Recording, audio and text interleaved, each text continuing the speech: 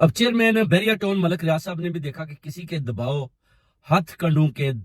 Pressure میں آ کر بیان نہیں دوں گا عمران خان کے خلاف، یعنی بڑا پریشر دیا گیا کہ نہیں تو آپ کو زمینیں جو ہے آپ کے جو لاٹ کی ہیں وہ لے لیں گے، جو آپ نے بحریہ گھر بنائے ہیں ان کو ہم گرا دیں گے، یعنی کمپنی کی طرف سے بڑا پریشر دیا گیا۔ ملک ریاض نے بولا کہ میرا بیان آپ میری لاش کے اوپر سے گزر کر ہی لے سکتے ہیں، اگر آپ بولے میں عمران خان کے خلاف کوئی بیان دوں تو وہ آپ بھول جائے، کبھی سوچیے گا بھی مت۔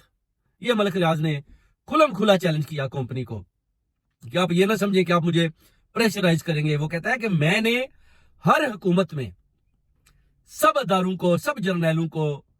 سب بیوروکریٹس کو، سب سیاستدانوں کو میں نے پلاٹس دیے، میں نے گھر دیے، گاڑیاں دی، ڈائمنڈ رنگ دیے۔